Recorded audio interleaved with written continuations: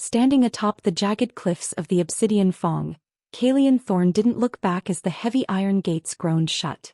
He had stripped Elara Vane of her rank, her warmth, and her dignity, exiling her to the sub-zero winds of the frozen wastes. To the court it was justice for a traitor. To Calian, it was a necessary cruelty to protect his crown. He never realized that as she disappeared into the white-out blizzard, she carried more than just her shame. She carried his secret royal heir, the Golden One. As the king's greatest legacy begins to freeze in the wilderness, the very foundations of Velmora begin to crack. The king thinks he has purged a rot. In reality, he has cast his own future into the grave. Chapter 1. The sky over Velmora was the color of a bruised lung, heavy with the suffocating weight of an oncoming blizzard. High atop the obsidian crags of the Fong, the air didn't just bite, it flayed. It was a day of sacred silence, broken only by the rhythmic, mournful beat of the great drum, each strike vibrating through the marrow of the gathered pack. They stood in a semicircle of fur and steel, their breaths blooming in white plumes that vanished into the gray expanse. At the center of this frozen stage stood Calian Thorn, the Alpha King, his silhouette a jagged monument against the distant, misty spires of his own fortress. He looked every bit the god his people feared, armored in midnight plate, draped in the heavy pelt of a frost bear, his crown a circle of dark thorns that seemed to press into his very skull. Facing him was Elara Vane. She stood small but unyielding in a gown of deep crimson, a splash of arterial blood against the monochromatic waist. Her dark hair, usually a soft cloud that Calian liked to wind around his fingers in the quiet hours of the night, was now a tangled mess, whipped by the sub-zero winds. There was a ghostly luminescence clinging to her, a shimmer of the old magic that had once marked her as the king's chosen mate, but today that light felt like a shroud. Calian's face was a mask of carved granite. If there was any grief behind those piercing, pale eyes, he had buried it beneath leagues of permafrost. He stepped forward, the snow crunching like bone beneath his sable boots. In his hand he held a heavy ritual bowl filled with the gray remains of the blood oath scrolls, the very documents that had bound Elara to the throne. Elara Vane, his voice rolled across the tundra, amplified by the Alpha's command. It was a sound that could bring a grown wolf to its knees. You stand before the obsidian Fong not as a queen but as a blight. You have consorted with the shadows of the southern reaches. You have traded the secrets of our marrow and our walls for the promise of a foreign crown. By the blood oath of ashes you are stripped. You are nameless. You are nothing. Elara did not flinch. Her gaze remained locked on his, searching for the man who had whispered promises of a shared eternity into her ear only a moon ago. She saw only the king, a man blinded by the poison dripped into his ear by Lord Malrek Dane. Malrek stood just behind the king's shoulder, a shadow within a shadow, his features schooled into an expression of practiced solemnity, though his eyes betrayed a predatory glint of triumph. Beside him, Ryden Vale, the king's loyal beta, gripped the hilt of his sword so hard his knuckles were white. Ryden's jaw was set, his instincts screaming that something in this tableau was profoundly wrong, but the law of the Alpha was absolute. To speak now was to court execution. Calian reached out, his gloved hand hovering inches from Elara's face. For a heartbeat the wind died down and the world held its breath. The image was a haunting portrait of a tragedy. The king reaching out as if to touch a ghost, his arm extended in a gesture that was half accusation, half severance.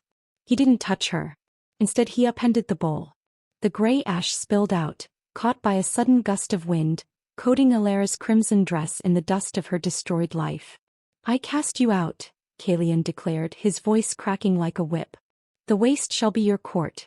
The ice shall be your crown. If you are seen within the borders of Velmora after the sun dips below the crags, your life is forfeit to any wolf who finds you.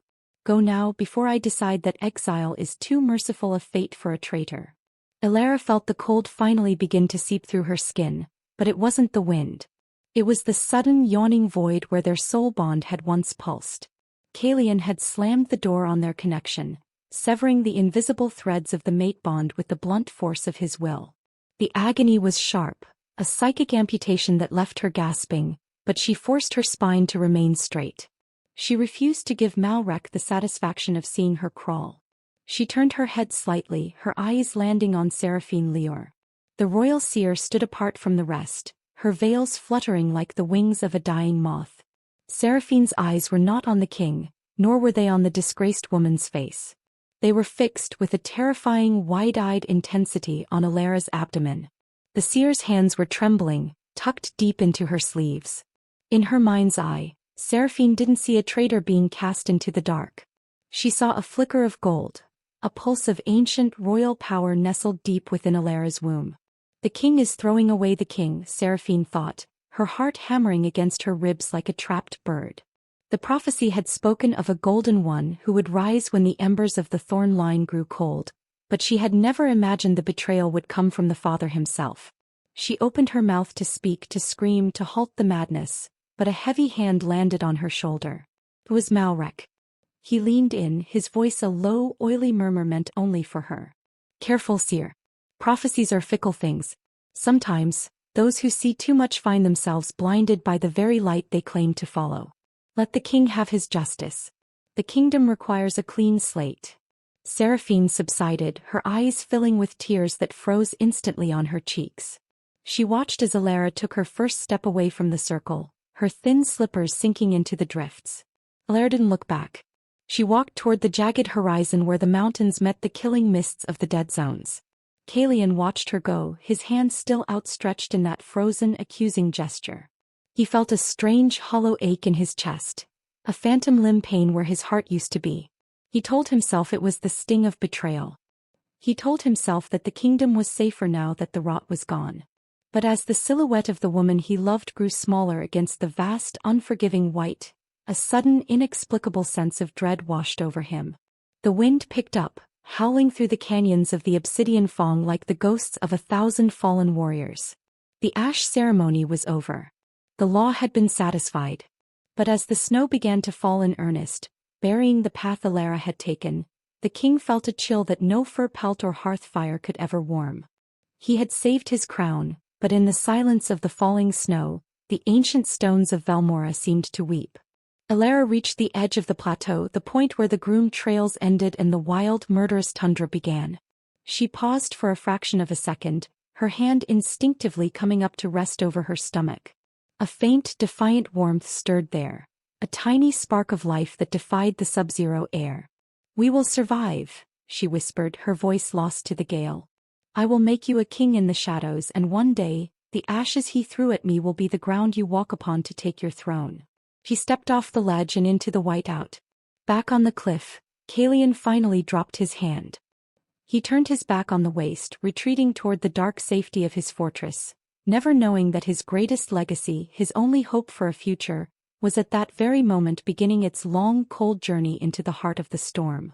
The Alpha King had won his battle, but as the frost claimed the land, the true king of Velmora was being born of ice and exile.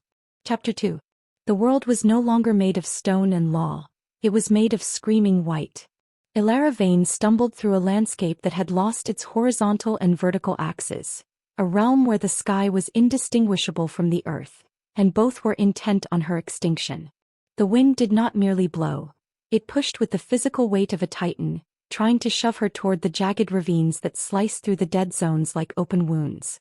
Her fine crimson gown, once a symbol of her high status at the Alpha King's side, was now a death sentence. The heavy silk, damp with melted snow, began to stiffen into a shell of ice. It crackled with every agonizing step she took, the sound like the breaking of tiny bones. She had been walking for hours or perhaps minutes. Time had frozen along with her eyelashes. Her breath came in ragged, shallow gasps that burned her throat, the air so cold it felt like swallowing powdered glass. She knew the geography of the wastes only from the terrifying bedtime stories told to the pups of the Obsidian Fong pack. It was a place where the old gods had died and left their corpses to rot into ice. There were no trees here to break the wind, only the ice needles, pillars of frost-slicked rock that offered no sanctuary. Her boots, never meant for the deep drifts of the tundra, were filled with a slush that had long since gone numb. That was the most dangerous sign. Numbness was the precursor to the final sleep. If she stopped moving, the frost would claim her heart within the hour. Yet her legs felt like leaden weights, her muscles twitching with the onset of hypothermia. She looked back, but the fortress of Velmora had been swallowed by the blizzard. There was no going back. Kalian's decree was a wall more impenetrable than the mountain itself. He had severed their bond, and in doing so he had pulled the warmth from her soul. "Just a little further," she whispered, though she couldn't hear her own voice over the roar of the gale. She wasn't even sure who she was talking to. Perhaps she was talking to the ghost of the woman she had been this morning, the one who had woken up in a bed of furs with a king's arm draped over her waist. A sudden violent gust caught her, knocking her sideways. Elara fell, her knees hitting the permafrost with a sickening thud. She tried to push herself up, but her hands were useless claws, the skin turned a waxy, translucent white. The sheer exhaustion of the betrayal, the trial, and the trek finally converged. She collapsed onto her side, her cheek resting against the biting crystals of snow. The silence of the wastes began to sing a lullaby, a soft, inviting hum that promised an end to the pain. All she had to do was close her eyes. "Forgive me," she thought, the image of Kalian's cold, regal face flickering in her mind. "I cannot keep your secret if I am dead." As her consciousness began to fray at the edges, a sensation bloomed in the center of her being. It started small, like a single ember buried deep beneath a mountain of ash. At first she thought it was the final flush of a dying body, the cruel trick the nervous system plays before the end. But it wasn't the fleeting heat of a fever. It was a pulse. Thump, thump. It was rhythmic, heavy, and undeniably ancient. It originated from her womb, radiating outward with a golden intensity that Elara could see even through her closed eyelids. It was as if she had swallowed a piece of the sun. The warmth was not subtle, it was a roaring furnace. It surged through her midsection, racing down her frozen limbs and up to her shivering brain. Where the heat touched, the ice on her dress began to steam and melt. The numbness in her toes was replaced by a sharp, pins and needles fire as the blood was forced back into circulation by a power that was not her own. Elara gasped, her eyes snapping open. She sat up, her hands instinctively clutching her stomach. Through the layers of wet silk and the dusting of snow she felt it. A vibration, a humming resonance that felt like the purr of a great golden lion. "Oren," she breathed, the name she had chosen in the secret silence of her heart finally finding air. The child was not merely surviving, the child was protecting her. The royal blood of the Thorn line, distilled into its purest, most primal form, was reacting to the threat of the environment. In Kalian that blood was a weapon of war and command. In his unborn son it was a shield of life. The realization hit her with more force than the wind. She was carrying more than just an heir. She was carrying the very essence of the Golden One, prophesied by Seraphine. The child's magic was instinctive, a raw manifestation of the blood oath that Kalian had tried to burn away. Empowered by this unnatural heat, Elara forced herself to her feet. The blizzard still raged, but she felt as though she were walking inside a warm hall. The snow that touched her skin turned to vapor instantly. She was a walking anomaly in the frozen dark, a flicker of biological defiance. Using the golden light that seemed to subtly emanate from her skin to guide her, she spotted a break in the rock face of a nearby ridge. It was a narrow fissure barely wide enough for a person to squeeze through, but it led into the lee of the mountain. She scrambled toward it, her movements fluid and strong as the child's vitality poured into her tired veins. Inside the fissure, the wind was reduced to a distant, mournful howl. The space opened up into a small, shallow grotto. It was barren and damp, but it was dry. Elara slumped against the back wall, her breath coming in great plumes of steam. She looked down at her hands. The waxy pallor was gone, replaced by a healthy, vibrant flush. She pressed her palms flat against her belly, and the humming beneath her skin intensified, a comforting subterranean music. "You are your father's son," she whispered, a tear finally escaping and rolling down her cheek, not freezing this time but staying warm until it hit her collar. "You have his strength, but you must have my heart. You cannot grow up to be a man who throws away what he is meant to protect." She spent the long hours of that first night in a state of hyper-awareness. Outside, the first frost of the season descended, a weather event so severe it usually killed any livestock left in the lower valleys of Valmora. The temperature plummeted to levels that would turn a man's lungs to ice if he breathed too deeply. Yet Elara sat in the dark of the cave, her back against the freezing stone, and felt as though she were sitting by a summer campfire. The child's presence was a constant dialogue of warmth. It was the first time Alara truly understood the gravity of what she carried. This wasn't just a baby, it was a revolution. If Malrek knew that the Thorn bloodline had manifested this ancient solar power in a child, he would stop at nothing to harness or destroy it. Kalian knew. Alara closed her eyes, leaning her head back. Kalian had made his choice. He had chosen the crown over the mate bond, the lie over the woman who had known his soul. He had cast her into the grave, and in doing so he had forfeited the right to the son she carried. As the dawn began to gray the mouth of the cave, the intense heat within her subsided into a gentle, simmering glow, a dormant state as if the child knew the immediate danger had passed and was now conserving its strength for the long road ahead. Alara felt a deep, primal hunger and a thirst that scorched her throat, but she was alive. She stood up, shaking out her damp, ruined dress. She looked out at the vast, white expanse of the dead zones. It was a graveyard, yes, but for the first time she saw it as something else. A forge. Kalian had sent her here to die, but he had inadvertently provided the only place on earth where his son could grow away from the corruption of the court and the shadow of Malrek's ambition. "We will find a way," she said to the empty air, her voice steady and hard. "We will build a kingdom in the ice, and when we return, the obsidian Fong will learn that you cannot bury the sun in the snow." She stepped out of the cave, her eyes scanning the horizon for any sign of life, any scrap of shelter further in. She was no longer the soft woman of the court. The ice had tested her and the gold had saved her. As she began her trek deeper into the wastes, the first rays of a pale winter sun caught the edges of the mountains, mirroring the secret fire burning within her. Chapter 3. The halls of the Obsidian Fong were no longer filled with the boisterous echoes of a thriving pack. Instead, they had become a tomb of marble and shadow, chilled by a draft that no amount of firewood could suppress. In the weeks following the ash ceremony, a funereal gloom had settled over the capital of Valmora. The king's fortress, carved directly into the living rock of the mountain, seemed to groan under the weight of an invisible atmospheric pressure. It was within the great council chamber, a room dominated by a table of petrified oak and the looming statues of past alphas, that the true rot began to manifest. Kalian Thorn sat at the head of the table, his posture as rigid as a corpse in state. His crown of thorns seemed heavier than before, casting long, jagged shadows across his hollowed features. He had stopped sleeping, his nights spent pacing the battlements and staring into the northern whiteout where he had sent his heart to die. To his left sat Lord Malrek Dane, the architect of the current silence.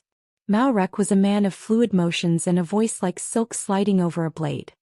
He leaned in close to the king, his presence an invasive heat that Kalian lacked the energy to repel. "The border clans are restless, my king," Malrek murmured, his fingers tracing the edge of a map as if he were stroking a lover. "The banishment of the traitor has left a vacuum of perceived weakness. They see a king who was betrayed by his own bedmate, and they wonder if the blood oath still holds its sting. We cannot afford the luxury of grief. We must project the strength of the iron, not the fragility of the glass." Kalian didn't look at him. His eyes were fixed on the empty chair at the far end of the table, the one that had belonged to Alara. "And what do you propose, Malrek? More blood? More ashes?" "Security, sire," Malrek corrected gently, a thin smile touching his lips. "The conscription of the marrow. Every wolf of age, regardless of lineage, must be bound to the throne by a secondary oath, one that carries the penalty of immediate execution for the slightest hint of dissent. We must purge the seeds of Alara Vane's sympathizers before they take root. Fear is a far more reliable tether than love." Kalian's hand tightened on the arm of his throne. The air in the room grew heavy, the alpha's aura flickering like a dying candle before flaring with a sudden, desperate violence. She was the queen. Not a seed of dissent. "If I can be fooled, Malrek, then the law must be absolute. Draft the decree. If there is no trust left in Valmora, then let there be only obedience." Malrek's eyes gleamed with a predatory light. He had spent years positioning himself for this moment, slowly stripping Kalian of his supports until the king was an island in a sea of his own making. By pushing for more aggressive laws, Malrek wasn't just securing the kingdom. He was building a cage for the king himself, ensuring that when the time came for the final coup, Kalian would have no one left to call to his side. Across the table, Ryden Vale watched the exchange with a mounting sense of nausea. As the king's beta, Raiden was the sword to Kalian's shield, the man who lived and died by the Alpha's command. But his instincts, the primal unerring intuition of a wolf, were screaming that the man whispering in the king's ear was the true predator. Raiden's loyalty was being torn apart. He saw the way Kalian's spirit was eroding, the way the king looked at his own hands as if they were covered in a stain that would not wash away. When the council was finally dismissed, Raiden did not go to the barracks. Instead, he retreated to the archives, a labyrinthine vault where the records of the blood oath were kept. He had been haunted by a single detail from the trial: the southern letter, the piece of evidence that had supposedly proven Alara was selling the kingdom's defense secrets to the rival lords of the sun-drenched valleys. The handwriting had been a perfect match for Alara's delicate script, and the seal had been her own. The archives were cold and smelled of dust and old parchment. Seraphine Lior, the royal seer, was there, huddled in a corner with a single candle. She looked up as Raiden approached, her eyes milky and unfocused. "The moon is bleeding, Raiden," she whispered, her voice a dry rattle. "And the king walks in a dream of ice. You seek the truth, but truth is a fire that burns the hand that holds it." "I seek the letter, Seraphine," Raiden said, his voice low and urgent. "Something doesn't sit right in my gut. The Alara I knew would have burned this kingdom to the ground before she betrayed Kalian." Seraphine pointed a thin, trembling finger toward a locked casket on a high shelf. "The lie is dressed in the skin of the truth. Look not at the words, Beta. Look at the breath behind them." Raiden took the casket down, breaking the wax seal with a quick, decisive motion. He pulled out the southern letter. To any casual observer it was damning. But Raiden had spent years as a tracker. He knew how to look for the things that weren't meant to be seen. He took a magnifying lens from the desk and began to examine the parchment. He looked at the flow of the ink, the pressure of the quill. Then he held the paper up to the flickering candlelight. His heart skipped a beat. Beneath the elegant curves of the ink, there was a faint, almost invisible indentation, the ghost of a different set of marks. It was a transfer forge. Someone had placed a genuine piece of Alara's correspondence over this parchment and used a blunt stylus to trace the shape of her letters into the fiber before filling them in with fresh ink. But it was the seal that provided the final chilling proof. Alara's signet ring had a tiny, microscopic flaw, a chip in the petal of the rose. Raiden looked at the wax seal on the letter.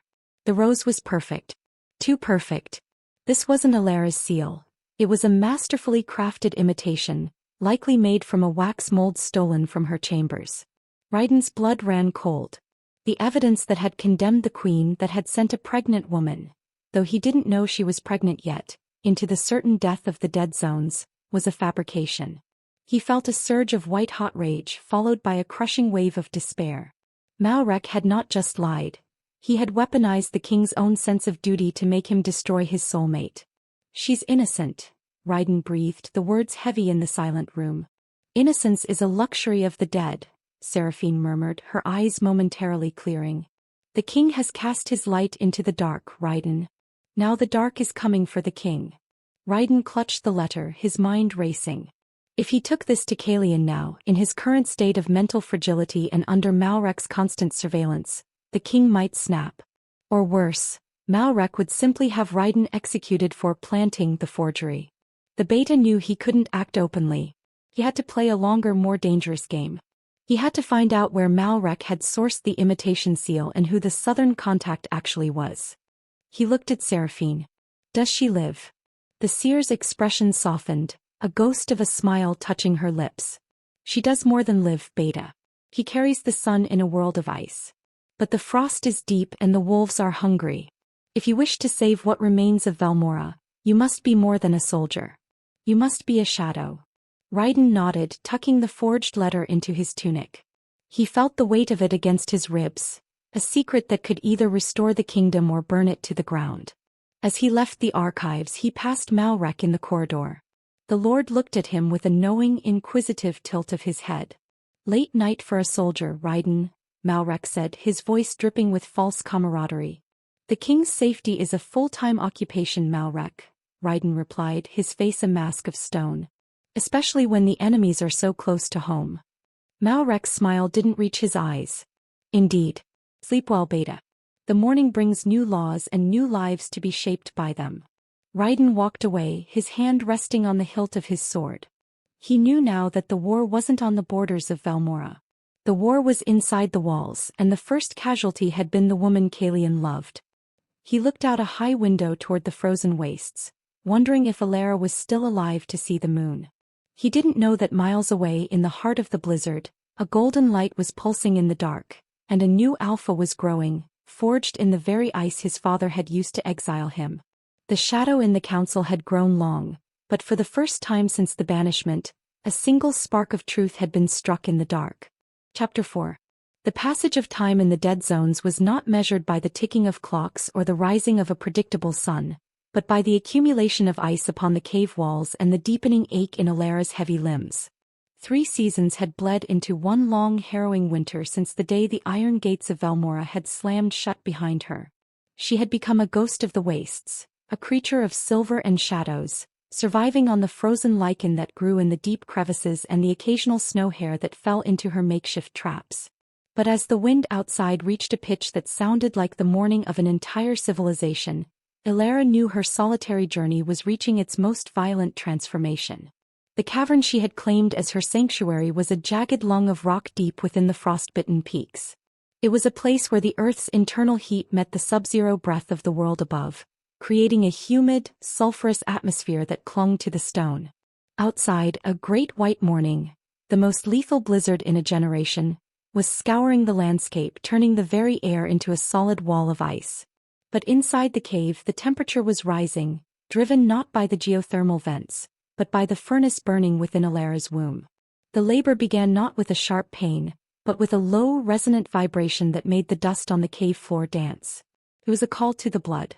Alara slumped against a smooth pillar of obsidian, her breath coming in jagged, rhythmic bursts. The golden warmth that had sustained her through the lean months was now intensifying into a scorching fire. It surged through her veins, a tidal wave of ancient power that felt as though it were trying to rewrite her very DNA. She felt a strange telepathic pressure at the base of her skull, a phantom voice that was not her own, yet was intimately familiar. "Breathe, daughter of the moon," the voice drifted through her mind, sounding like dry leaves skittering over marble. It was Seraphine, the seer, reaching across the miles of ice through the thinning veil between the worlds. The shadow in the palace grows long, but the sun is ready to break the horizon. Do not let the cold in. The child is the bridge. He is the blood oath made flesh. Alara cried out, the sound echoing off the damp walls and losing itself in the roar of the storm outside. The pain was an ocean vast and unrelenting, but beneath it was the fierce, predatory joy of a mother defending her cub. She was alone, without a midwife, without the soft linens of the royal nursery, and without the man whose face the child would surely bear. She was birthing a king in the dirt, and the irony of it gave her a bitter, jagged strength. As the hours stretched on, the cave began to glow with a soft amber light. It emanated from Alara's skin, a bioluminescent aura that pulsed in time with her contractions. The child was fighting to be born, his spirit already too large for the confines of the flesh.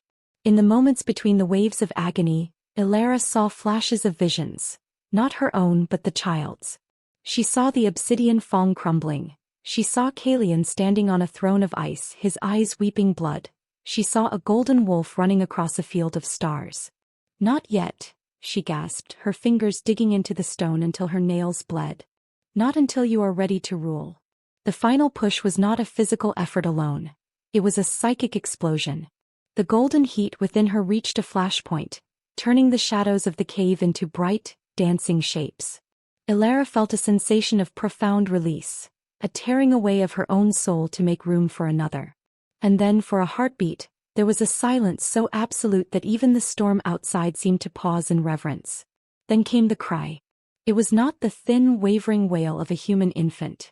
It was a sound of tectonic power, a resonant, guttural roar that vibrated through the bedrock of the mountain.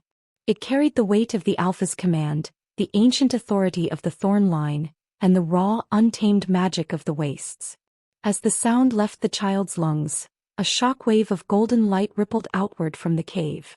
It struck the falling snow outside, vaporizing the blizzard for 100 yards in every direction, creating a temporary dome of clear, starlit sky in the middle of the apocalypse.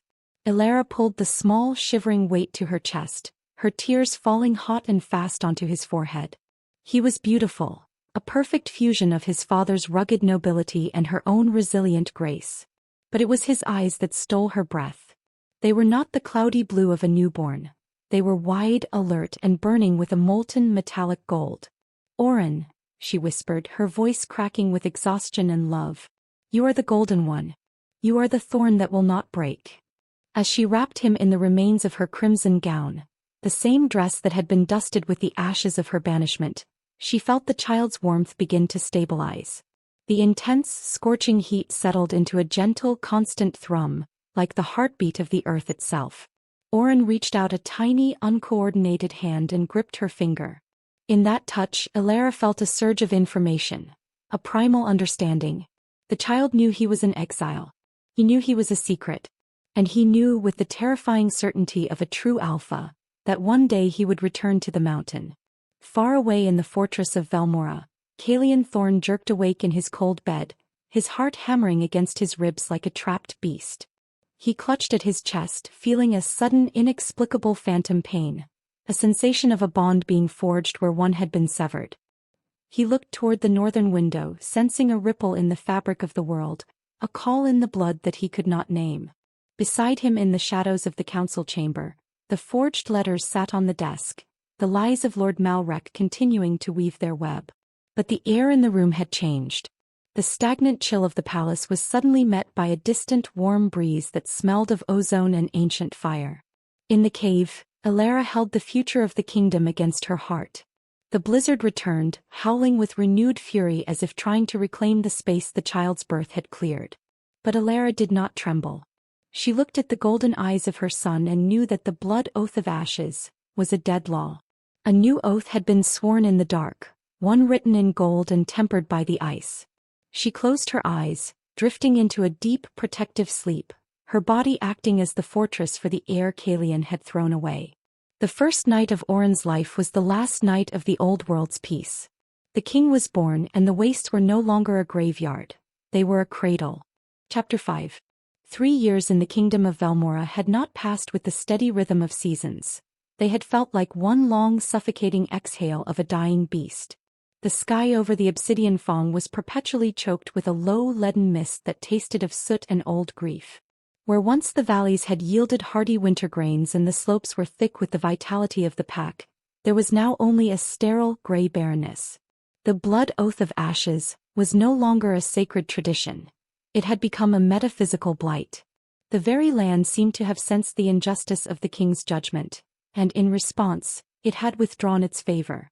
Caelian Thorn sat upon his throne, but he was no longer the vital, terrifying alpha who had stood upon the cliffs 3 years prior. He was a husk of a man, his once muscular frame whittled down to sharp angles and protruding bone. His hair, dark as a raven's wing during the ash ceremony, was now shot through with streaks of premature silver, and his skin had the pallid, translucent quality of parchment kept in the dark. He wore his heavy bear pelt cloak more out of a desperate need to hide his diminishing stature than for warmth. Within the hollows of his eyes sat a haunted 1,000-yard stare that never seemed to focus on the counselors standing before him. The great hall was cold. The massive hearths that used to roar with cedar logs were now filled with flickering, weak flames that produced more smoke than heat. Lord Malrek Dane stood to the king's right, his influence having grown like a fungus in the damp. Malrek looked well-fed, his robes of velvet and fur shimmering in the dim light, a stark contrast to the starvation beginning to gnaw at the edges of the lower pack. "The reports from the southern granaries are dire, my king," Malrek said, his voice carrying a practiced, oily concern that no longer bothered to hide its underlying contempt. "The soil has turned to salt. The wolves are hungry, and hungry wolves begin to look at their alpha with teeth bared. We must implement the tithe of the firstborn, take the strongest of the pups for the royal guard to ensure loyalty through leverage." Caelian didn't move. He didn't even blink. "The land is dying, Malrek. Can you not smell it? It smells of rot. It smells of a promise broken." "Superstition is for the weak-minded, sire," Malrek countered, his eyes narrowing. "It is simply a harsh winter cycle. We need more control, more iron, more discipline. If you would only sign the Edict of the Silent Night, we could." "Silence," Caelian whispered. The word wasn't loud, but it carried a ghost of his old alpha command, enough to make the air vibrate. I have signed every paper you have put before me for 1,000 days. I have built walls where there were bridges. I have shed blood where there should have been wine. And yet the sun does not return. Ryden Vale, standing in the shadows of the pillars, felt a surge of grim hope. For 3 years he had lived a double life, acting as the loyal beta while secretly tracing the spiderweb of Malrek's treachery. He had waited for the king to reach his breaking point, for the grief to turn into the clarity of a drowning man. Today Ryden felt the shift in the air. The king wasn't just tired, he was beginning to see through the veil. Later that evening as the moon rose, a pale, sickly sliver obscured by clouds, Ryden bypassed the royal guards and entered the king's private chambers. Caelian was not in bed. He was standing by the window, his hand resting on a small wooden carving of a wolf that Alara had given him in the spring of their mating. "I know you are there, Ryden," Caelian said, his voice sounding like two stones grinding together. "Are you here to tell me the border clans have finally rebelled? Or has the frost finally reached the inner sanctum?" "I am here to show you the mirror, my king," Ryden said, stepping into the light. He didn't bow. He didn't offer the usual platitudes. Instead he reached into his tunic and pulled out a bundle of scorched and yellowed papers. "I have spent 3 years following the scent of a shadow. I have traveled to the sun-drenched valleys in secret. I have spoken to the men who supposedly received our secrets from Alara." Caelian turned slowly, his eyes narrowing. "That matter is settled. The ashes were cast. The ashes were a lie," Ryden said, his voice rising with a dangerous, sharp edge. He threw the papers onto the king's desk. The southern letter was a transfer forge. The seal was a mold. And the contact Alara was supposed to have met was a man who had been dead for 2 months before the letters were even written. "Malrek didn't just frame her. He used your own devotion to the blood oath to make you his executioner." Caelian moved then with a sudden skeletal speed that caught Ryden off guard. He grabbed the beta by the collar, his fingers digging into the leather. "Careful, Ryden. Do not play with my madness. I saw the evidence. I felt the betrayal in my own blood. You felt what he wanted you to feel." Ryden roared back, refusing to flinch. "He poisoned your wine with suspicion for months before the trial. He isolated you. He made you believe that the woman who carried your soul was your enemy because he knew that as long as she was by your side he could never touch the throne. Look at the letters, Caelian. Look at the seal under the glass." Caelian's grip slackened. He turned to the desk, his hands trembling as he picked up the magnifying lens Ryden had brought. For an hour, the room was silent except for the heavy, wet sound of the king's breathing. He pored over the documents, comparing the forged rose to the real one on a piece of Alara's old poetry. He tracked the microscopic imperfections that Ryden had discovered years ago. As the truth finally pierced through the fog of his depression, Caelian let out a sound that wasn't human. It was a low, guttural howl of such profound agony that it seemed to shake the very foundations of the fortress. He collapsed into his chair, his head in his hands, his entire body racked with tremors. "I sent her to the wastes," he choked out, the words thick with bile. "She was with child. I felt it, Ryden. That night after the ceremony, I felt a pulse in the world. Thought it was the bond dying. But it was life. My son. My heir. The golden one," Ryden whispered. "Seraphine you. She has been waiting for you to wake up, Caelian. But 3 years in the dead zones. No one survives that. Not even a thorn."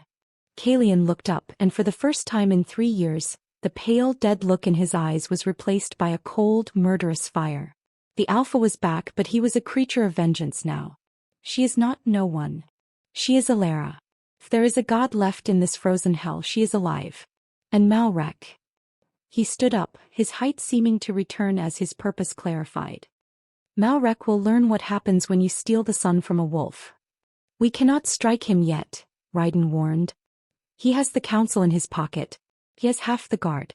If you kill him now, the kingdom erupts into civil war while the people are already starving. We need proof of his current treason. We need the queen." Caelian walked to the window, looking out toward the northern wastes. The king's rot was not a disease of the land. It was a disease of his soul, and the only cure was miles away in the ice. "Prepare the horses. Not the royal guard, only the men you would trust with your life. We leave at moonset." Where are we going, sire? Kalian gripped the hilt of his sword, his knuckles white. To the dead zones. I gave her to the frost. Now I will tear the frost apart to find her. If my son breathes, he breathes in the white. And if they are gone. He paused, his voice dropping to a terrifyingly calm whisper. Then I will turn Velmora into a graveyard that will make the wastes look like a garden. The king was no longer a husk. He was a storm. And as the secret party prepared to ride into the killing cold, the first genuine snowfall in weeks began to fall. Not the gray ashen flakes of the last 3 years, but pure crystalline white, as if the world were finally holding its breath for his return. Chapter 6. The dead zones were no longer a prison to Alara Vane. They had become a kingdom of glass and silence where she was the solitary sovereign. 3 years of sub-zero winds had carved away the softness of the courtwoman, leaving behind a creature of sinew, scar tissue and iron-willed survival. She moved through the whiteout with the predatory grace of a snow leopard, her skin tanned to the color of cured leather and her eyes sharpened by the constant surveillance of a land that wanted her dead. But the true miracle of the waste was not her survival. It was the boy who trotted beside her, seemingly indifferent to the lethality of the air. Oren was 3 years old, yet he possessed the presence of an ancient soul. He did not shiver. While Alara wore heavy pelts of frostfox and bear, the boy wore only a simple tunic of woven wool, his skin radiating a faint, constant heat that melted the snowflakes before they could touch his hair. His hair was the color of a winter sunset, and his eyes, those terrifying molten gold eyes, saw things that remained hidden from the sight of mortal men. He didn't just walk through the snow, he seemed to command it to part. "Mama, the shadows are coming from the south today," Oren said, his voice ringing with a strange, harmonic clarity. He stopped near a jagged outcrop of blue ice, tilting his head as if listening to a conversation happening leagues away. Alara froze, her hand dropping to the hilt of the obsidian knife strapped to her thigh. She had learned never to doubt her son's intuition. Oren's golden abilities had moved beyond mere warmth. He could feel the pulse of the earth, the vibrations of distant footfalls, and the dark intent of hearts that beat with malice. To the few nomadic scavengers who eked out a living on the fringes of the wastes, rumors had begun to spread of a winter which, protected by a sunchild. They spoke of a boy who could call fire from the frost and whose gaze could freeze a man's blood in his veins. "How many, Oren?" Alara asked, her voice a low rasp. 6, the boy replied, his eyes beginning to glow with an inner luminescence that turned the surrounding snow into liquid gold. "They smell of old iron and bitter wine. They have black marks on their necks, Mama. Like the ones on the bad man's paper." Alara's heart went cold. The black marks, the tattoo of the silent Fong, Lord Malrek's personal cadre of assassins. For 3 years she had hoped the world had forgotten her, that Malrek assumed the ice had done his work for him. But Oren was becoming too bright to hide. His power was a beacon in a world of gray, a frequency that Malrek, with his dark seers and political spies, must have finally tuned into. The Golden One was no longer a prophecy. He was a visible threat to the usurper's peace. Far to the south, within the suffocating luxury of the obsidian Fong, Lord Malrek Dane sat in the darkened war room. The reports from his scouts had been consistent. A woman and a child matching the description of the exiled queen and a thorn heir were living in the forbidden sectors of the dead zones. The news had curdled Malrek's blood. If Kalian ever discovered the boy existed, if the pack ever saw a child with the true, unadulterated golden eyes of the first alphas, his reign would end before it truly began. "Kill them both," Malrek had commanded his lead assassin, a faceless shadow known only as Vane.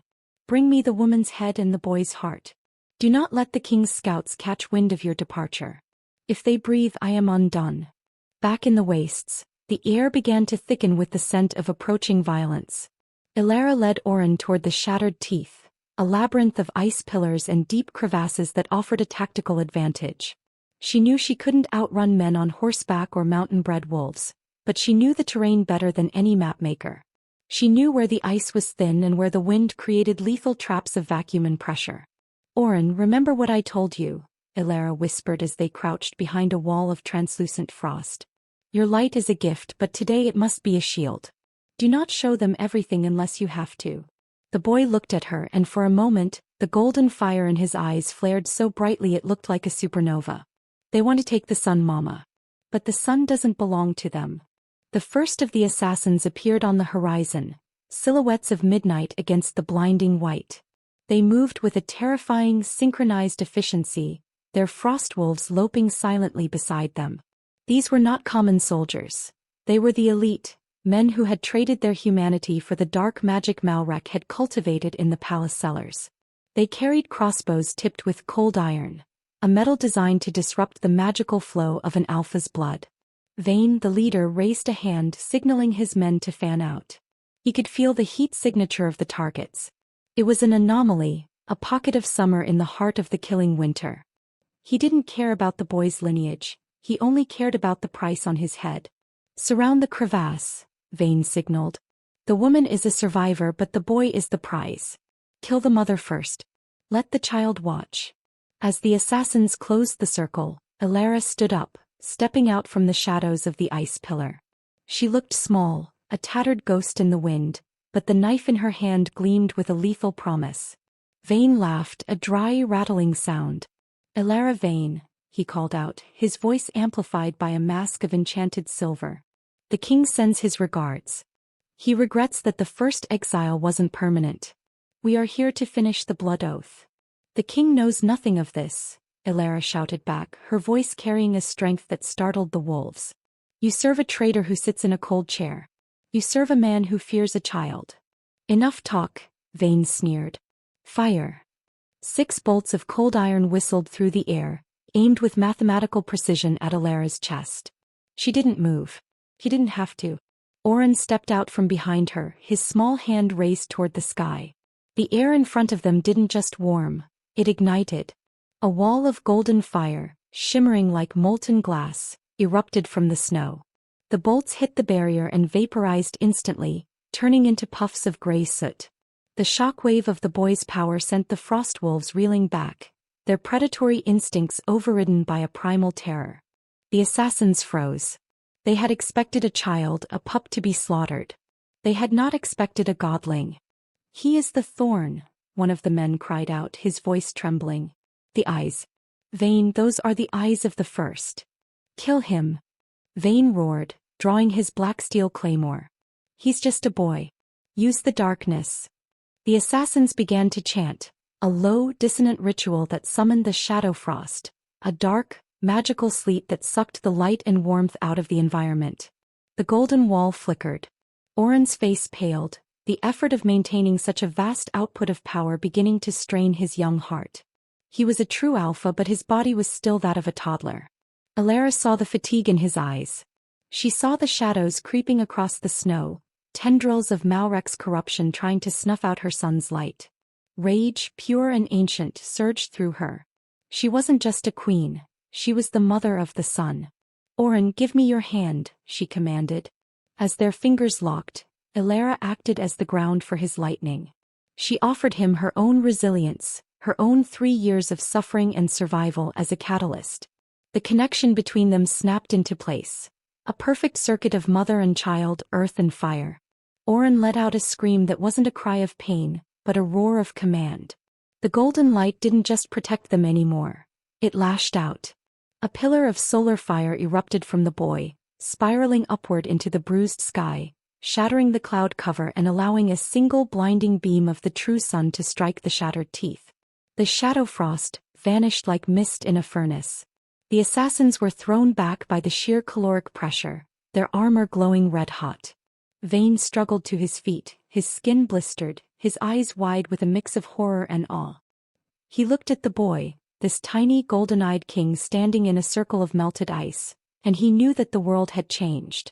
Malrek had sent them to kill a secret, but they had found a revolution. The king. Vayne wheezed, his mask melting onto his face. The king will never stop. Tell your master, Elara said, her voice echoing with a power she hadn't known she possessed, that the winter is over. The sun is coming for his throne. With a final flicking gesture from Oren, the ice beneath the assassin's feet groaned and buckled. The thermal expansion caused the pillars to shatter, burying the remaining men under tons of crystalline rock. Silence returned to the dead zones, broken only by the heavy, exhausted breathing of the mother and her son. Oren slumped against Alara, his glow fading to a soft, comforting simmer. His eyes returned to their normal dark hue, though the gold still swirled in the depths like glitter in a jar. "I'm tired, Mama." "I know, my love," she whispered, picking him up and holding him tight. "I know. But they know we are here now. The shadows won't stop coming." She looked toward the south. Somewhere beyond the horizon, Kalian was beginning his journey into the dark, and Malrek was preparing his final lies. But here in the middle of the graveyard of gods, a child had just proven that the blood oath of ashes could not burn the sun. Alara turned and began to walk deeper into the mountains, toward a hidden valley she had only heard of in whispers, a place where the old magic still breathed. She had to hide him one last time, to prepare him for the day he wouldn't just defend himself, but would reclaim the kingdom his father had cast away. The golden child had been revealed, and the frost of Velmora had begun to melt. Chapter 7. The transition from the obsidian halls of the capital to the lawless expanse of the dead zones felt less like a journey and more like a descent into the afterlife. Kalian Thorn rode at the head of a small grim party, his frost stallion's hooves striking the permafrost with a sound like rhythmic hammer blows. Beside him, Raiden Vale kept his eyes fixed on the horizon, his hand never straying far from the hilt of his blade. They had stripped themselves of their royal banners and ceremonial armor, clad instead in rugged salt-stained leathers and heavy furs that smelled of wood smoke and desperation. To any roaming scavenger, they looked like common mercenaries, but the way the wind seemed to recoil from Kalian's presence betrayed the Alpha's blood coursing through his veins. Kalian's mind was a storm of static and grief. For 3 years he had functioned as a machine of state, a hollowed-out vessel for Malrek's whispered policies. But the discovery of the forged letters had acted like a spark in a tinderbox. He wasn't just searching for a woman he had wronged. He was hunting for the pieces of his own soul that he had discarded on that cliffside. He expected to find a grave. He expected to find a skeletal remain wrapped in crimson silk, a sight that would finally break his sanity and allow him to vanish into the ice. He did not expect to find a battlefield. As they crested the ridge of the shattered teeth, the scent hit them before the sight did. It was the smell of ozone, scorched earth, and the metallic tang of blood. Raiden pulled his mount to a halt, his nostrils flaring. "Sire, look." Below them, the labyrinth of ice pillars had been transformed into a charnel house. Huge slabs of crystalline rock lay shattered as if struck by the fist of a titan. But it wasn't the geological destruction that froze Kalian's blood. It was the bodies. Half buried in the rubble were the remains of Malrek's silent Fong assassins. Their obsidian-black armor was scorched, the metal warped and bubbled by a heat so intense it had bypassed the natural insulation of the frost. One of the men, his face frozen in a permanent mask of terror, was still clutching a crossbow of cold iron that had been melted into a useless lump of slag. Kalian dismounted, his boots crunching on the glass-like shards of the battlefield. He knelt beside the lead assassin Vayne, whose silver mask had fused to his skull. The king's hand trembled as he traced the path of the destruction. This wasn't the work of a rival pack or a natural disaster. This was a manifestation of raw solar authority. It was a signature he recognized in his own marrow, yet it was amplified, purer than anything he had ever produced. "This was no witch," Raiden whispered, standing over a patch of snow that had been turned to a perfectly circular pool of obsidian glass. "This was a thorn. And he wasn't alone." Kalian looked up, his pale eyes tracking a set of footprints leading away from the carnage. There were 2 sets. One was the steady, purposeful stride of a woman who knew how to balance her weight in the drifts. The other was smaller, tiny, frantic, yet accompanied by a trail of melted slush that suggested the child didn't just walk on the snow. He warmed it. "She lives," Kalian breathed, the words catching in his throat. "She lives, and she has held our son against the very men I allowed to flourish in my court." The realization was a double-edged sword. Relief washed over him, followed immediately by a crushing sense of unworthiness. He had sent her here to die and she had thrived. He had abandoned his heir and the boy had become a weapon of the light. He felt like a ghost haunting the living. "We have to move," Raiden urged, his voice tight. "If Malrek's men found them once, more will follow. These are just the scouts. Malrek won't stop until he sees the boy's heart." They followed the trail deeper into the forbidden sectors, moving through canyons where the air was so thin it felt like breathing needles. The tracks led them toward the Vale of the Ancients, a place where the geothermal heat of the world's core bled through the crust, creating a strange, mist-shrouded forest of stunted, white-barked trees. It was a place of old magic, a sanctuary that even the bravest wolves of Valmora avoided. As the sun began to dip behind the jagged peaks, casting long violet shadows across the mist, a figure emerged from the white-barked trees. Kalian stopped dead. He had spent 3 years dreaming of this moment, imagining a fragile, weeping woman who would fall into his arms and beg for the warmth of the palace. The woman standing 50 paces away was not that woman. Elara Vane stood with her feet planted wide, her body coiled like a spring. She was dressed in a patchwork of furs and boiled leather, her crimson gown now nothing more than a series of sturdy wraps around her waist and shins. Her hair was braided back tightly and her face, once soft and regal, was a map of survival, weather-beaten, fierce and beautiful in a way that terrified him. In her right hand she held a long spear tipped with a shard of dragonglass. In her left she held a short, jagged obsidian knife. She looked like a goddess of the frost, a warrior queen who had been forged in the very fires of the sun she carried. And behind her, peeking out from the trunk of a white tree, was a boy with hair like a forest fire and eyes that glowed with a steady, golden hum. "One more step, King." Elara's voice cut through the mist, hard and cold as a glacier. "And I will show you that the dead zones have taught me more than your laws ever did." Kalian felt the breath leave his body. He looked at her, really looked at her, and saw the 3 years of struggle, the nights of freezing, the terror of the hunt. He saw the mother who had stood between his son and the darkness while he sat on a throne of lies. He didn't see a traitor. He didn't even see his mate. He saw the only person in the world who could save Valmora, and he realized with a sickening jolt that he was the villain of her story. "Elara," he said, his voice cracking. He reached up, slowly removing his hood and dropping his sword to the snow. It was an act of total vulnerability, a surrender of his alpha status. "I didn't come to bring you back to a cage. I came because I am a fool who finally found the truth." Elara didn't lower her spear. Her eyes darted to Raiden, then back to Kalian. The bond between them, once a severed cable, began to hum with a painful, discordant frequency.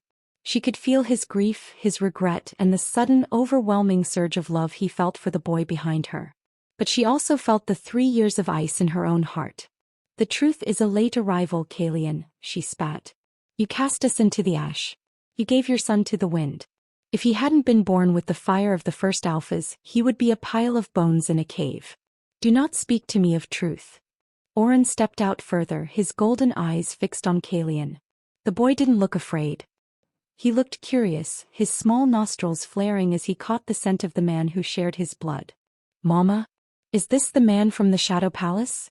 The one who made you cry in your sleep?" The words were a physical blow to Kalian's chest. He dropped to his knees in the snow, his head bowed.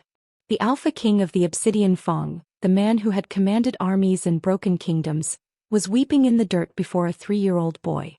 "I am the man who failed you, Orin," Kalian whispered. "I am the man who threw away the sun." Raiden stood back, his own eyes misty. He saw the way the golden light from the boy was reacting to Kalian's presence, a soft, pulsing resonance that began to bridge the gap between them. The blood oath was reacting not to the law but to the life. Elara watched the king on his knees, and for a fleeting second the warrior mask slipped. She saw the man she had loved, the one who had been lost in Malrek's fog. But then she remembered the sound of the iron gates closing. She remembered the cold. "The assassins are dead, Kalian," she said, her voice slightly softer but no less firm. "But Malrek will send more. He knows about Orin. If you want to find your truth, you have to decide what you are willing to burn to keep him safe. Because I will not let him set foot in Valmora until the throne is clean of the rot." Kalian looked up, his face streaked with tears but his eyes burning with a new, singular purpose. He looked at his son, the golden heir, the miracle in the ice, and then at the warrior woman who had saved the world while he slept. "I will burn it all, Elara," he promised, his voice regaining its alpha steel. "I will turn the Obsidian Fong to dust if it means he breathes. I didn't come here to take you back. I came here to follow you." The hunt was over, but the war had just begun.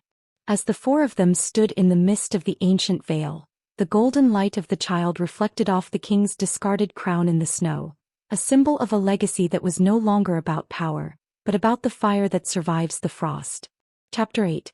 The mist in the Vale of the Ancients did not drift. It curdled, turning from a ghostly white to a bruised, unnatural violet as the scent of sorcery began to choke the geothermal air. Calian had barely risen from his knees, his eyes still locked in a desperate, silent plea with Alara, when the ground beneath them shivered. It wasn't the rhythmic thrum of Orin's power, but a jagged tectonic grinding, the sound of the earth being forced open by a black and hungry will. From the perimeter of the white-barked trees, shadows began to detach themselves from the trunks, thickening into the shapes of men who no longer possessed pulses. These were the hushed, the final and most forbidden tier of Malrek's personal guard, their armor fused to their skin with necrotic frost. At the center of the advancing line, the air warped like a heat haze, and Lord Malrek Dane stepped forward. He was no longer the polished counselor of the Obsidian Fong. He was draped in robes of void-black silk that seemed to drink the meager light of the valley, and in his hand he carried a scepter of jagged obsidian that hummed with the stolen life force of the kingdom's dying crops. His face was a mask of cold, intellectual malice. He looked at Calian with a pity that was more insulting than a blade. "I expected you to die in your grief, Calian," Malrek's voice echoed, sounding like 1,000 dead leaves skittering over a tombstone. "I expected you to fade away like the weak, broken creature you had become. But you always did have a stubborn attachment to things that are already dead. And now you've led me straight to the source of the rot that prevents my world from truly beginning." Alara moved with a fluid, terrifying speed, shoving Orin behind the broad trunk of an ancient tree and leveling her dragonglass spear at Malrek's throat. Her eyes were no longer those of the woman Calian had loved. They were the eyes of a wolf cornered in her own den. "You will not touch him," she hissed, the air around her beginning to shimmer with the residual heat of her son's presence. Malrek laughed, a sound devoid of mirth. "The Golden One. A pretty myth. But even the sun can be eclipsed." He raised his scepter and the hushed lunged forward. The battle that erupted was not a clash of steel, but a violent collision of elements. Riden Vale moved like a blur of gray fur and silver steel, intercepting the first wave of assassins with a roar that shook the mist. Calian, fueled by a decade's worth of repressed alpha rage and a father's newfound desperation, became a whirlwind of destruction. He fought with a brutality that ignored his own safety, his heavy claymore shearing through necrotic armor and frozen flesh alike. Every time a blade came near Alara or the tree where Orin hid, Calian was there, a wall of midnight and vengeance. But Malrek had not come to duel, he had come to harvest. He ignored the king and the beta, his focus entirely on the boy. He began to chant, a low, guttural vibration that caused the very temperature of the vale to plummet. Black frost began to climb the white trees, turning the sap to ice and the leaves to ash. The geothermal vents, the lifeblood of the sanctuary, began to choke on their own steam as Malrek's sorcery turned the earth's heat into a cold, entropic vacuum. Alara felt the shift. She saw the way Orin's glow began to flicker, the boy clutching his chest as the dark magic tried to pull the fire from his heart. "Calian," she screamed, a call that was both a warning and a command. Calian turned, seeing the shadow tendrils reaching for his son. He abandoned his flank, taking a spear thrust to his shoulder just to clear the path to Malrek. He tackled the sorcerer, the two of them crashing into a pool of sulphurous water that hissed and boiled around their struggling forms. Calian's hands were around Malrek's throat, but the lord's skin was like ice, burning the king's palms with a frostbite that turned his flesh black. "You are a relic, Calian," Malrek wheezed, his eyes glowing with a sickly violet light. "A king of ashes. I am the new winter." A surge of dark energy exploded from Malrek's chest, throwing Calian backward. The king hit a stone outcrop with a sickening crack, his body sliding into the freezing slush. He tried to rise, but his lungs were punctured, his vision swimming in a sea of red. Through the haze he saw Malrek standing over him, the obsidian scepter raised for a final, soul-stripping blow. Alara stood 20 paces away. She saw it all with a clarity that felt like a lifetime of choice compressed into a single heartbeat. She saw the man who had betrayed her, the man who had cast her into the grave, lying broken and vulnerable. If she did nothing, Malrek would kill him and she would be free of the ghost of her past. She could take Orin and flee deeper into the wastes, perhaps finding safety in the southern valleys. The justice of the universe demanded Calian's death. The blood oath demanded his blood. But then she looked at Oren. The boy had stepped out from behind the tree, his small face twisted in an expression of pure, agonizing grief. He wasn't looking at the sorcerer with fear. He was looking at Kalian with a recognition that transcended words. In that moment Oren's eyes flared, a blinding molten gold that reflected the king's own features. The same jawline, the same stubborn set of the brow, the same regal soul. The child's first cry had been a roar of command. His second was a plea. Father. The word shattered the ice around Alara's heart. She didn't save the king who threw her away. She saved the father of the boy who was her world. With a scream of raw defiance, Alara launched her dragonglass spear. It didn't strike Malrek. It struck the obsidian scepter, the glass shattering upon impact and releasing a wave of stored geothermal energy. The explosion threw Malrek off balance, the dark magic backfiring into his own limbs. In that window of silence, Alara was there, her obsidian knife plunging into the gap in Malrek's armor, right where his heart should have been. Malrek gasped, his violet eyes fading. He looked at Alara, then at the golden boy and finally at the king who was dragging himself toward them through the snow. The light. He whispered, his body beginning to dissolve into a pile of gray, salt-like ash. It burns.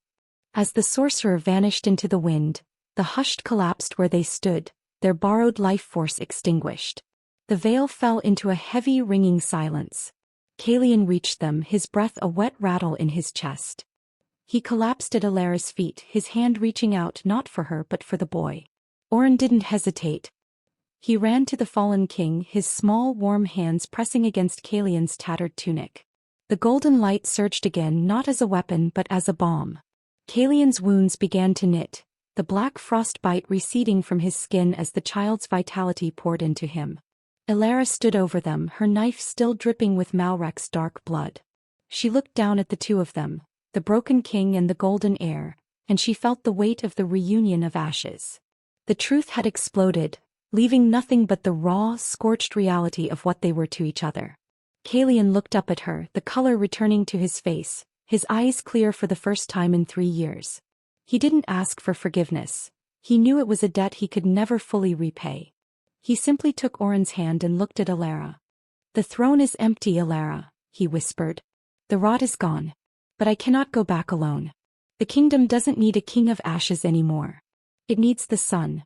Alara looked at the horizon, where the first genuine dawn in years was beginning to break over the peaks of Valmora. She looked at her son, who was the bridge between the ice and the fire. She reached down, her hand hesitating for a second before she gripped Kalian's shoulder, pulling him up from the dirt.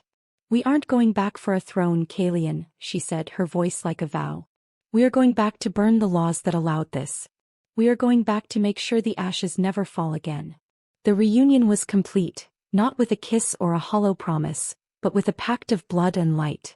The king, the queen, and the golden child stood together in the heart of the dead zones, the first 3 citizens of a new Valmora. The blizzard was over. The hunt was done. The reign of the sun was about to begin. Chapter 9. The journey back to the Obsidian Fong was not the triumphal procession of a conquering army, but a silent, steady march of ghosts returning to reclaim the living. The great iron gates of the capital, which had once groaned shut to seal Alara's fate, now stood paralyzed in their tracks, frozen open by a frost that was finally beginning to weep. As Kalian, Raiden, and the woman of the wastes approached the threshold of the city, the air did not carry the usual scent of sulfur and coal. It carried the sharp, sweet clarity of melting ice. The people of Valmora lined the stone walkways in a silence so profound it felt as though the kingdom itself were holding its breath, their eyes wide as they beheld the impossible. The king, battered and bloodied but standing tall, and beside him the traitor, who had returned not in chains but in command. At the center of the group walked Oren. He did not hide behind his mother's furs. He walked with his head high, his golden hair catching the first true light of a sun that had finally pierced the 3-year overcast. Every step the boy took left a steaming footprint in the slush of the main thoroughfare. To the starving, weary wolves of the pack he looked like a shard of the sun fallen to earth. The rumors of the winter which died instantly, replaced by a collective, instinctive realization that the blood of the first alphas had returned to save them from the rot. They entered the great hall, a space that still felt heavy with the lingering echo of Malrek's dark chanting. The scepter was gone, and the Master of Shadows was nothing but salt in the wind of the dead zones, but the corruption he had sown into the laws of the land remained. Kalian walked to the foot of the obsidian throne, that jagged seat of power that had cost him his soul. He did not sit. Instead he turned to face Elara, the weight of the crown of thorns appearing to finally crush his regal composure. The court was gathered, the high lords who had whispered in Malrek's wake, the soldiers who had turned their backs, and the royal seer Seraphine, who stood by the pillars with tears of absolute joy streaming down her face. In the center of this theater of judgment, Kalian Thorn did something no Alpha King in the history of the Obsidian Fong had ever done. He unbuckled his sword, let it clatter to the marble floor, and sank to both knees before Elara Vane. "Elara," he began, his voice thick and raw, echoing off the high-vaulted ceiling. "I stand before you not as your king, for a king who cannot recognize his own heart is no ruler at all. I stand before you as a man who allowed the shadows to blind him to the light of his life. I begged the ice to take my memory because I could not live with what I had done, but the ice was more merciful than I was. I ask for your forgiveness, not for the sake of the throne, but so that I may spend the rest of my days atoning for the silence I forced upon you." The hall was so still that the crackle of the dying hearths sounded like thunder. The lords leaned forward, expecting Elara to take the king's hand, to weep, and to accept the restoration of her title as queen. That was the way of the old world. The king broke and the queen mended. But Elara Vane did not reach for him. She stood before the throne with the dragon-glass spear still gripped in her hand, her patchwork furs a stark contrast to the velvet tapestries of the room. She looked down at the man she had once worshipped, and while the fire of her hatred had been tempered by their battle in the Vale, the steel of her resolve remained. "I will not be your queen, Kalian," she said, her voice ringing with the authority of the wastes. A gasp rippled through the council. Kalian flinched as if struck, his head bowing lower. "The queen was a woman of the court who followed the laws of men," Elara continued, stepping toward the throne but never taking her eyes off the gathered nobility. "She was a woman who could be stripped of her name by a bowl of ashes and a forged letter. That woman died in the blizzard 3 years ago. I did not survive the dead zones to return to a cage of silk and protocol. I did not raise the future of this kingdom in a cave just to see him bound by the same hollow oaths that nearly ended us both." She reached out and placed a hand on Oren's shoulder, bringing the boy forward. "The blood oath of ashes is dead. It was a law of fear, and fear has brought this kingdom to the brink of starvation. From this day forward, the law of Velmora is the law of the sun. I do not return as your consort. I return as the protector of the heir." She looked at the counselors, her gaze so fierce that even the most ambitious lords looked away. "I am the guardian of the Golden One. My word is the shield that stands between his light and your shadows. Kalian may keep his crown, for he has the strength to lead the hunt and guard the walls, but he shall rule only by the grace of the heir I have brought back from the grave. The power of the Thorn line no longer resides in the man who sits on this chair, but in the child who survived the ice." Kalian looked up, and for the first time he saw a path forward that didn't involve the weight of his own guilt. He saw a partnership born of necessity and tempered by respect rather than blind devotion. He reached out, taking the hem of her tattered crimson wrap and pressing it to his forehead. "The protector of the heir," Kalian repeated, the title settling over the room like a new constitution. "The sun and the shadow. So it shall be." Seraphine Leor stepped forward then, her veils fluttering. She held the ritual bowl, but instead of ashes, it was filled with clear water from the melting glaciers. "The prophecy is fulfilled," she announced, her voice trembling. "The Golden One has returned, and the woman who was cast into the fire has brought back the rain." As the days followed, the king's rot began to lift in earnest. It was not an overnight miracle but a slow, rhythmic healing. The snows retreated from the valleys, revealing soil that was rich and hungry for seed. The conscription of the marrow was abolished, replaced by a labor of restoration. Oren, the boy who could call fire from his fingertips, became the heart of the pack, his laughter echoing through the halls where once there had been only the sound of Malrek's whispers. Elara did not move back into the royal chambers. She kept a suite of rooms in the high tower overlooking the north, a reminder to all that she was the woman of the wastes. She and Kalian worked together. He as the iron fist that rebuilt the defenses, and she is the sovereign mind that rewrote the laws. They were not lovers in the way they had been. They were something more formidable. Survivors who shared a legacy. On the 1-year anniversary of their return, Kalian stood with Alara on the same cliff where the banishment had occurred. The iron gates were gone, replaced by an arch of white stone. Below them, the kingdom was greening, the first harvests of the new era showing promise of a winter without hunger. "You still look to the north," Kalian said softly, standing a respectful distance away. "The north taught me who I was," Alara replied, her hand resting on the hilt of the knife she still wore. "The palace only told me who I should be. I will never forget the cold, Kalian. It keeps the fire bright." Kalian looked at her, the woman who had saved him from himself. "The pack is whole again. Orin is strong. The people, they love you more than they ever feared me. They love the hope I represent," she corrected. She turned to him, and for the first time a small, genuine smile touched her lips. It wasn't the smile of a queen, but the smile of a partner. "We have a kingdom to raise, Alpha King. Let us make sure it is worthy of the boy." As they walked back toward the fortress, the sun set behind them, casting long, golden shadows across the stone.